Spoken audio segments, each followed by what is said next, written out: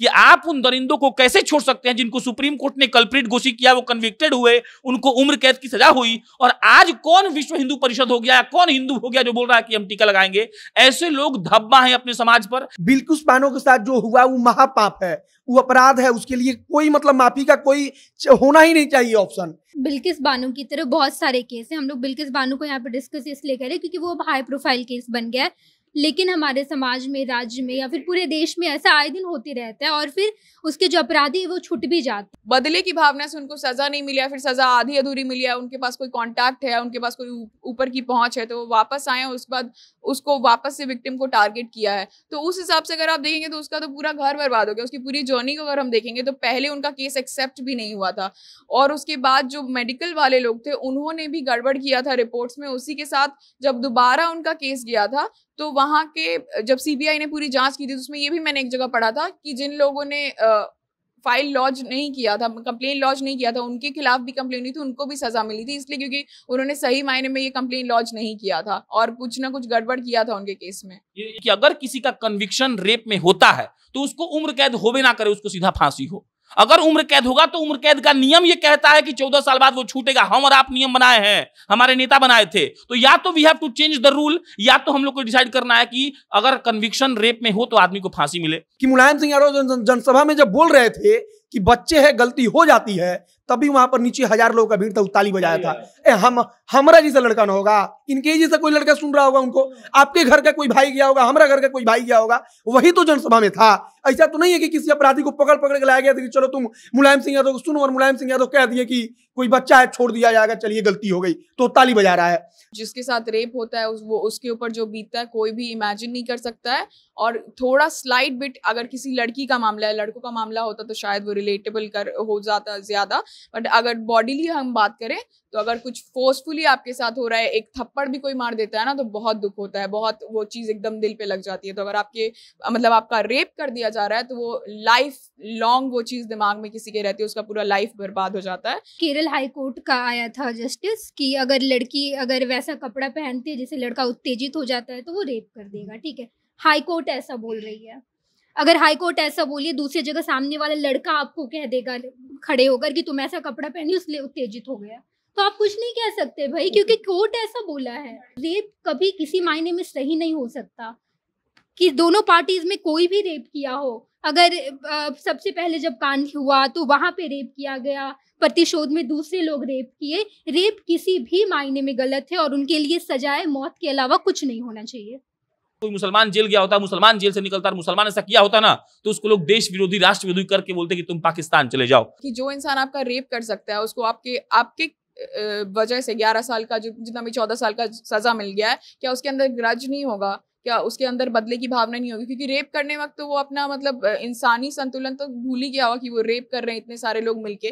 तो उस हिसाब से अगर वो सोच रहे हैं कि उनको थ्रेट लग रहा है, उन्होंने स्टेटमेंट भी दिया है कि उनको डर लग रहा है अब, और उनका विश्वास उठ गया है जुडिशरी के ऊपर से। साल 2002 में एक महिला के साथ 11 लोगों ने मिलकर उसका बलात्कार किया। साल 2008 में उनको 15 साल के लिए जेल हो गया, लेकिन 15 अगस्त को वो 14 साल की जेल की सजा काटने के बाद रिहा हो गए।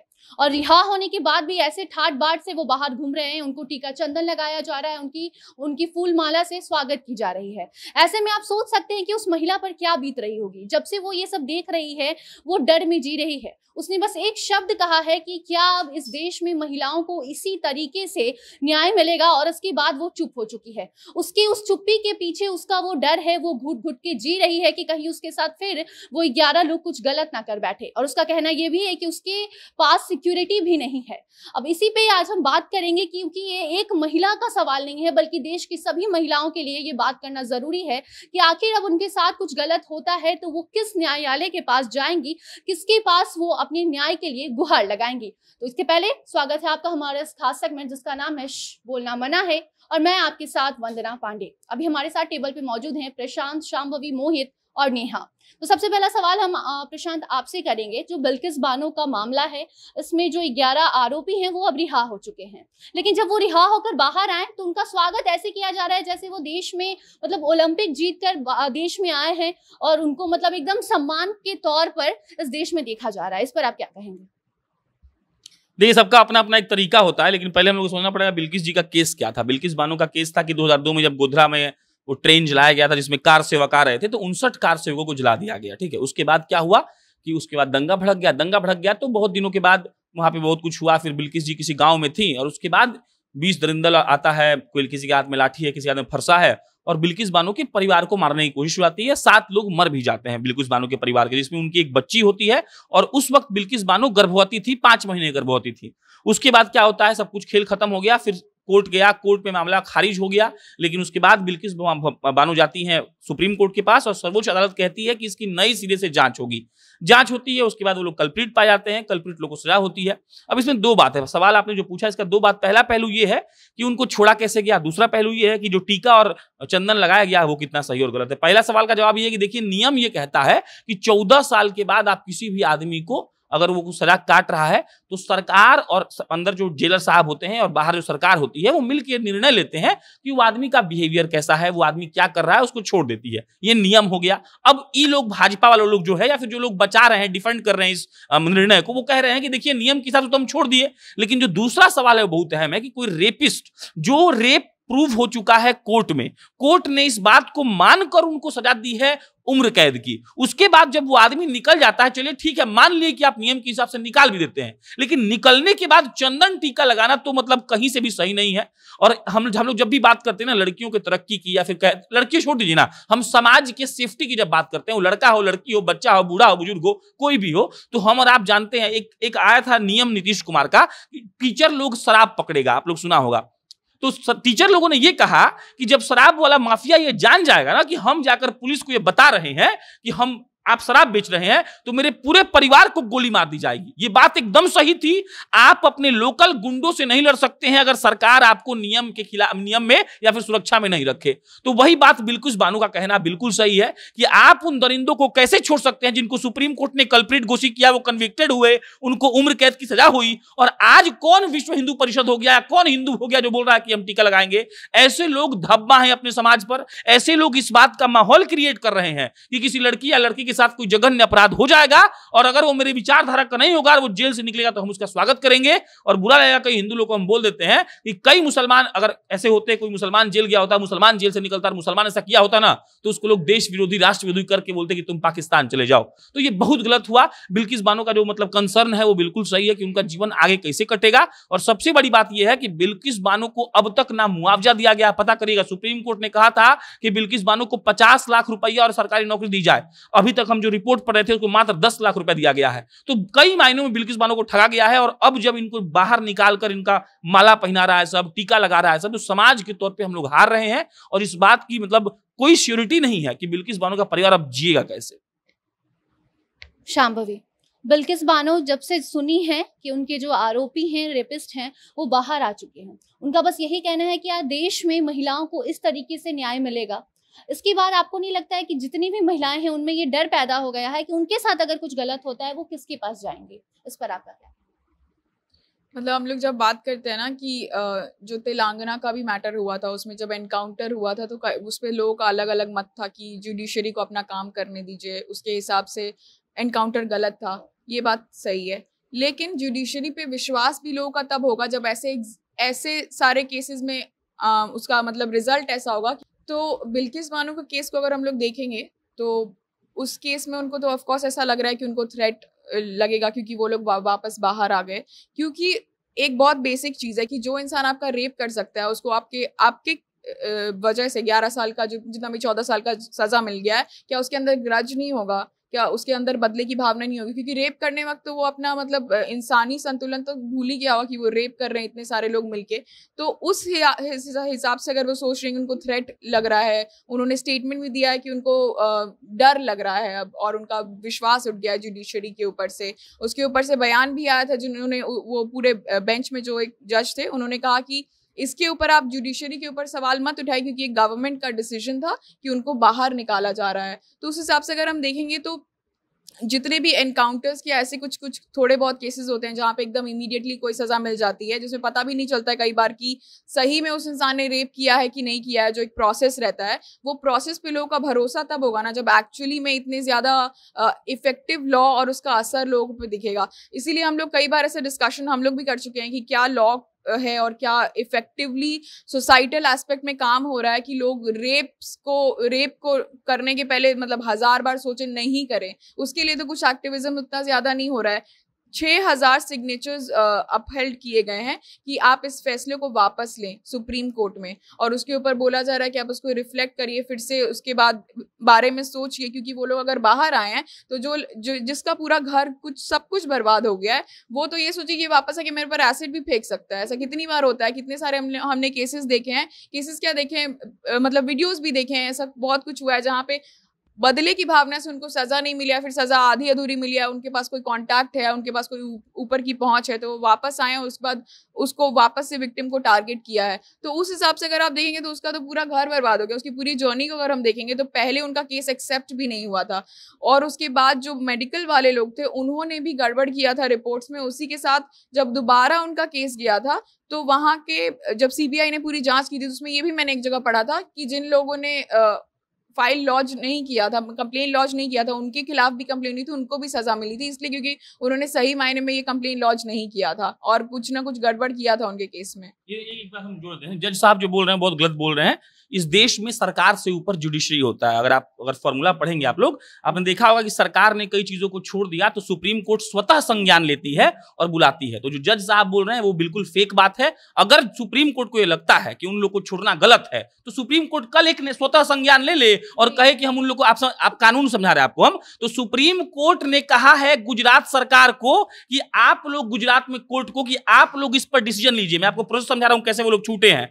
सुप्रीम कोर्ट ने क्या कहा, गुजरात को कहा। उसके बाद गुजरात सरकार ने कमिटी बनाई, कमिटी में ये डिसीजन हुआ कि उनको छोड़ना चाहिए। तो जो जुडिशरी बात लोग बोल रहे हैं वो गलत बोल रहे हैं। अगर सुप्रीम, आप समझिएगा इस बात को, जब कोई बात होता है, किसी लड़की को कोई छेड़ देता है या फिर ऐसा कुछ घटना होता है जो बहुत बड़ा हो जाता है, बड़े स्तर पर होता है, तो कोर्ट क्या कहता है कि हम स्वतः इसकी सुनवाई करेंगे। मतलब court has the power more than the government. Government से, सरकार से बड़ी होती है जुडिशरी। तो वो जो जज साहब हैं वो झूठ बोल रहे हैं। अगर वाकई में सुप्रीम कोर्ट को लगता है, हम चाहते हैं कि सुप्रीम कोर्ट स्वतः संज्ञान ले और उन लोग को जेल में डाले, आप ठीक कह रही हैं कि हो सकता है कि वो बदला का ले, लेकिन इसमें सरकार का बात कुछ नहीं है। इसमें बात है कि सुप्रीम कोर्ट अगर चाहे तो स्वतः संज्ञान, किसी भी केस में सुप्रीम कोर्ट को हक है। याद रखिएगा, जुडिशियरी ने ही सबको जेल भेजा है, किसी प्रधानमंत्री को, किसी मुख्यमंत्री को, किसी राज्यपाल को। तो जुडिशियरी किसी को भेज सकता है, वो चाहते नहीं है भेजना के लिए।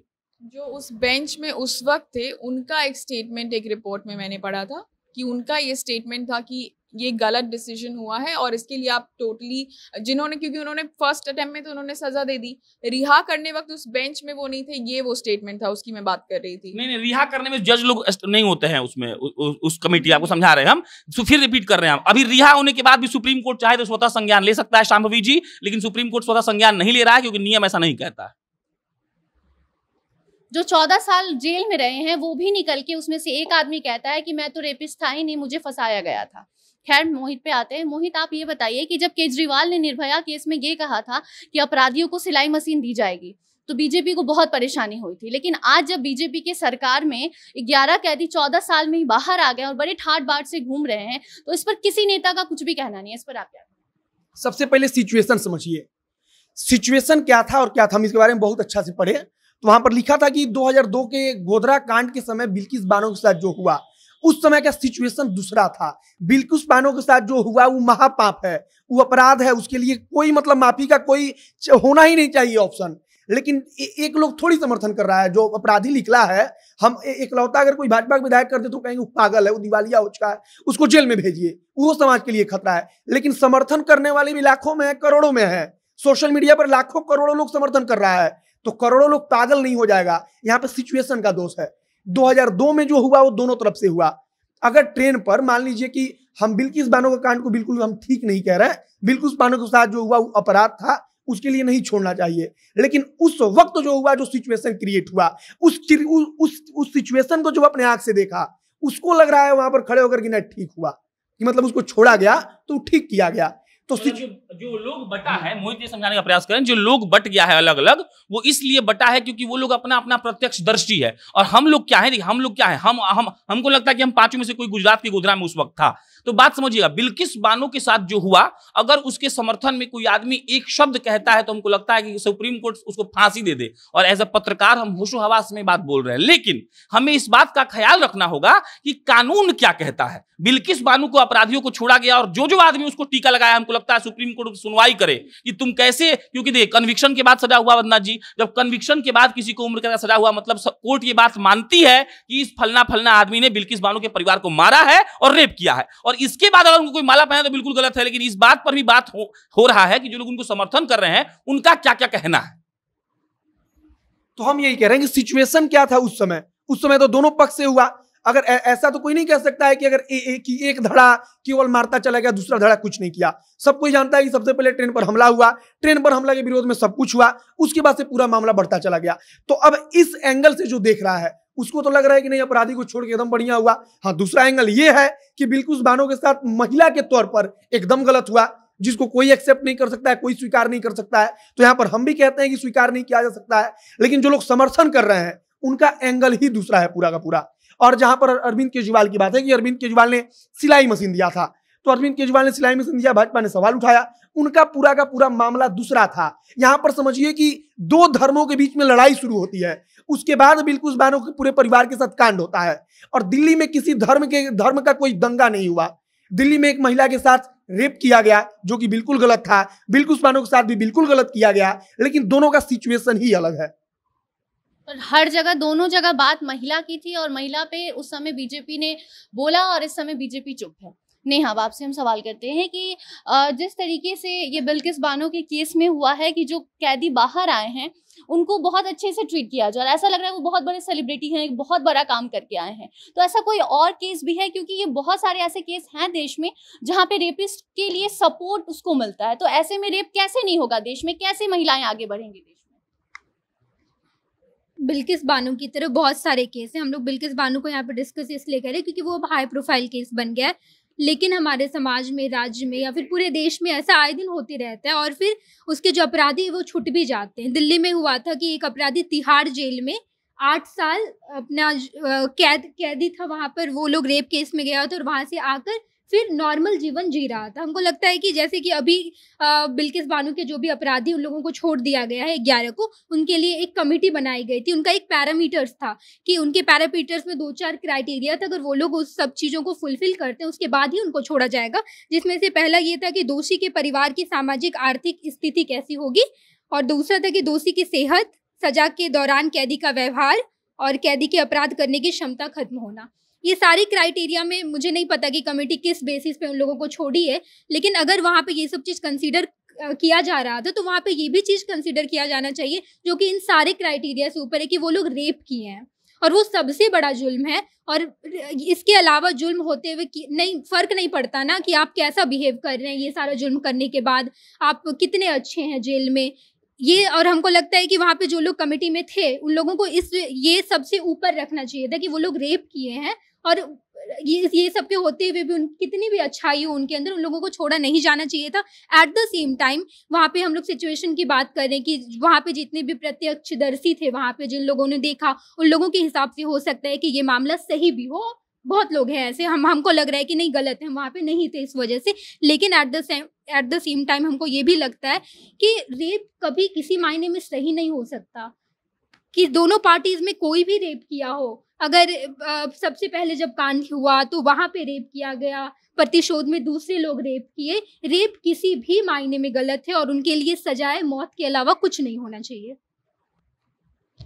प्रशांत, अब 11 कैदी जो छूट गए हैं उसके बाद जो बिल्किस बानो का है उन्होंने बस यही कहा है कि मेरे सिक्योरिटी का क्या, उसकी सिक्योरिटी का किसी ने नहीं सोचा। अगर अब उनके साथ कुछ गलत होता है तो फिर इसका जिम्मेदार कौन होगा? एक तो पहले का जवाब दे रहे हैं हम, जो आपने मोहित से पूछा था, अरविंद केजरीवाल भाजपा वाला, और अरविंद केजरीवाल ने सिलाई मशीन दिया था, भाजपा वालों ने खूब विरोध किया था कि रेप किया है, इसको गलत आदमी है, क्यों दे रहा है। अब भाजपा वाला ने वही किया और भाजपा वाला उस चीज का जो विरोध किया था वो रिपीट करा। बात समझिएगा, ये सब राजनीति है। उन लोगों को कोई मतलब नहीं है किसी बहन का रेप हो रहा है, किसी की बेटी का रेप हो रहा है। भाजपा को ना मतलब है, ना कांग्रेस को, ना आरजेडी को, ना जदयू को, ना चिराग पासवान को, इस दुनिया के किसी भी नेता को, दुनिया बोल रहे हैं विश्व स्तर पर, इस दुनिया के किसी भी नेता को मतलब नहीं है कि उनकी प्रजा बिना खाए सोती है, उनकी माँ बिना दवा के मर गई, या किसी बेटी का रेप होता है। बहुत सिंपल सा बात है और ये बात एकदम समझना पड़ेगा हम लोग को, तभी हम लोग आगे बढ़ पाएंगे। क्योंकि राजनेता या फिर वो नेता जो हम पर राज कर रहा है उसको इस बात का फिक्र नहीं है कि हम लोग क्या कर रहे हैं, क्या जी रहे हैं, कैसे खा रहे हैं। ये बात छोड़ दीजिए। अब दूसरी बात आई बिल्किस बानो पे आपने पूछा। देखिए, बिल्किस बानो को अगर राज्य सरकार सुरक्षा नहीं देती है तो ये सबसे बड़ा नाकामी है। लेकिन यहाँ पे एक बात आपको हम याद दिलाएंगे, शाम्भवी जी ने एक पॉइंट कहा था कि हो सकता है कि वो ग्रज में आकर उसको मार दे। आप एक बात समझिएगा, केजरीवाल ने सिलाई मशीन काहे ऑफर किया?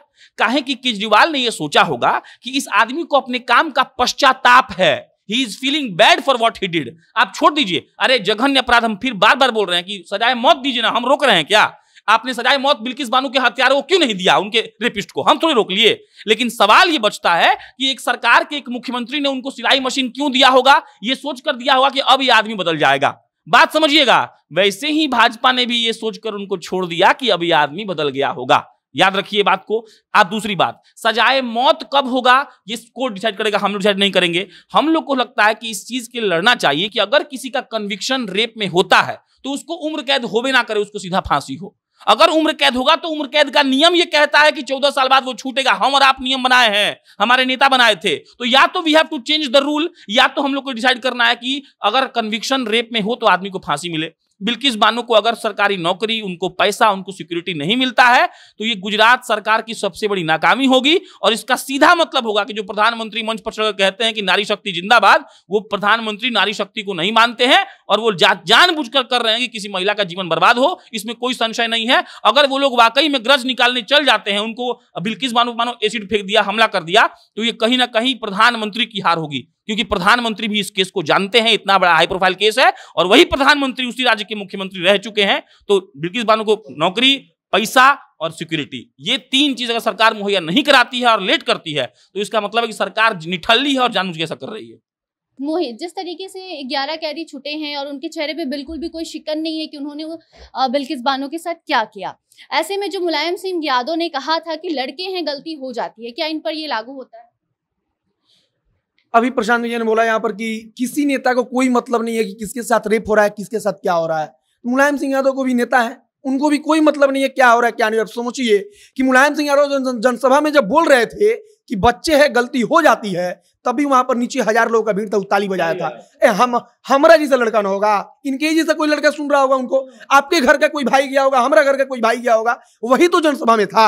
ऐसा तो नहीं है कि किसी अपराधी को पकड़ के लाया गया था कि चलो तुम मुलायम सिंह यादव को सुनो, और मुलायम सिंह यादव कह दिए कि कोई बच्चा है छोड़ दिया जाएगा, चलिए गलती हो गई तो ताली बजा रहा है। हमारे ही आपके घर का बच्चा था जो सुन रहा था, जो ताली बजाया। हमारे ही जैसा उम्र का 20 साल 22 साल 25 साल का युवा था जो ताली बजाया। तो अब समझिए कि नेता है, उनको कोई मतलब नहीं है कि इसके साथ क्या हुआ। और वही हम कहें कि सिचुएशन, वहां पर जो युवा था वो सिचुएशन में था, वो ऐसा सिचुएशन था कि वो नेता कुछ कह देंगे तो ताली ही बजाएगा।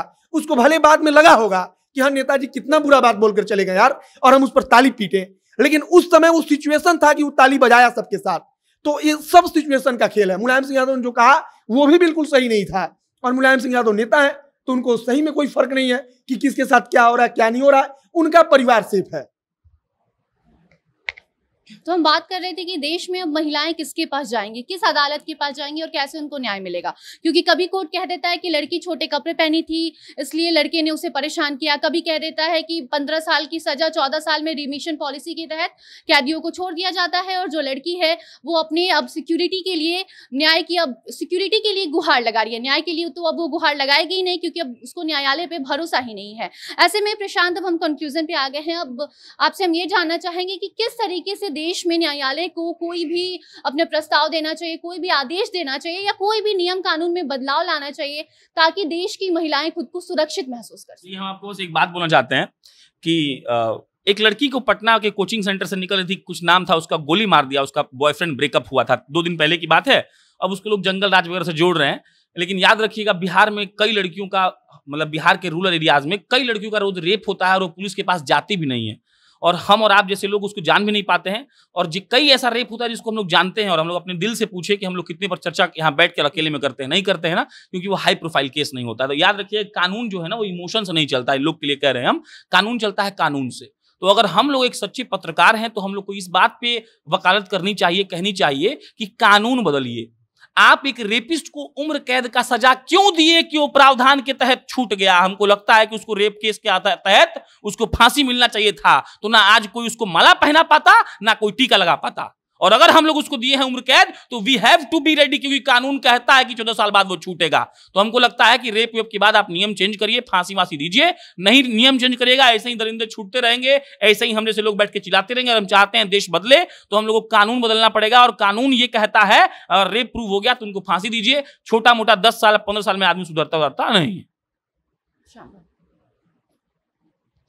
मुझे लगता है किसी मतलब रेप का अगर हम पर्टिकुलरली बात करें तो कोई ये अनइमेजिनेबल पेन है जिसके साथ रेप होता है, वो उसके ऊपर जो बीतता है कोई भी इमेजिन नहीं कर सकता है। और थोड़ा स्लाइट बिट अगर किसी लड़की का मामला है, लड़कों का मामला होता तो शायद वो रिलेटेबल हो जाता ज़्यादा। बट अगर बॉडीली हम बात करें तो अगर कुछ फोर्सफुली आपके साथ हो रहा है, एक थप्पड़ भी कोई मार देता है ना, तो बहुत दुख होता है, बहुत वो चीज़ एकदम दिल पे लग जाती है। तो अगर आपके मतलब आपका रेप कर दिया जा रहा है तो वो लाइफ लॉन्ग वो चीज़ दिमाग में किसी के रहती है, उसका पूरा लाइफ बर्बाद हो जाता है। मुझे लगता है ये जो आई फॉर एन आई का कॉन्सेप्ट है हमारे यहाँ पे, कि अगर जैसे को तैसा हम करेंगे, वो कॉन्सेप्ट लेके अगर लोग रहेंगे तो फिर सब कुछ बर्बाद ऐसे होगा। एक का रेप होगा तो बदले में दूसरा रेप करेगा, और ये तभी फिक्स होगा ना जब जुडिशरी का प्रोसेसिंग बेटर होगा और वो ऐसा एडवांस होगा कि ऐसा नौबत नहीं आएगा कि लोग आवेश में आके किसी को कुछ भी कर दें। और लोगों का, लड़कियों का, रेप के मामले में लड़कियों का भरोसा भी जुडिशरी पे तभी होगा कि कुछ ऐसा कदम वो या उनके परिवार वाले लोग नहीं उठा ले जब जुडिशरी स्ट्रांग होगा। तो रूट कॉज वही है। अभी इमोशंस का बात हो रहा था, तो मान लीजिए कि प्रियंका रेड्डी के जब उनको कहा गया कि इन्होंने उनकी प्रियंका रेड्डी का रेप किया और गोली मारा गया, तो जो ही 2-4 गिने चुने लोग कह रहे थे कि नहीं ये गलत हुआ, उसको सब कोई गाली दे रहा था। वहां पर हर कोई गाली दे रहा था कि तुम्हारी बहन के साथ हुआ तो क्या हो, क्या मतलब क्या तुम कहते। लेकिन आज तो अगर यहाँ पर आएगा कानून के हिसाब से तब तो बिल्कुल सही था कि नहीं उसको गोली नहीं मारना चाहिए था। और आज तो रिपोर्ट भी आया, रिपोर्ट में भी कहा जा रहा है कि नहीं वो लोग गलत थे, पुलिस ने जबरन उठाया, उनको गोली मार दिया केवल वही बटोरने के लिए, अपना पीठ थपथपाने के लिए। तो हमको लग रहा है कि मतलब कानून है, कानून में आप बदलाव कीजिए कि अगर कोई रेप करता है तब उसको पूरी जांच होनी चाहिए। अगर वो जांच में दोषी पाया जाए उसको फांसी दीजिए, उसको मत छोड़िए कि वो 5 साल बाद फिर से वो घूम के समाज में घूमे, किसी महिला को मुंह चिढ़ाए, वो कहे कि हम रेप करके भी तुम्हारे सामने घूम रहे हैं। लेकिन अगर आवेश में आकर, कुछ भी इमोशंस में आकर किसी एक केस के बारे में आप कुछ भी ऐसा फैसला लेते हैं या कोई भी समाज लेता है तो वो गलत होगा। अभी केरल हाई कोर्ट का आया था जस्टिस कि अगर लड़की अगर वैसा कपड़ा पहनती है जिससे लड़का उत्तेजित हो जाता है तो वो रेप कर देगा। ठीक है, हाई कोर्ट ऐसा बोल रही है। अगर हाई कोर्ट ऐसा बोलिए, दूसरी जगह सामने वाला लड़का आपको कह देगा खड़े होकर कि तुम ऐसा कपड़ा पहनी इसलिए उत्तेजित हो गया, तो आप कुछ नहीं कह सकते भाई, क्योंकि कोर्ट ऐसा बोला है।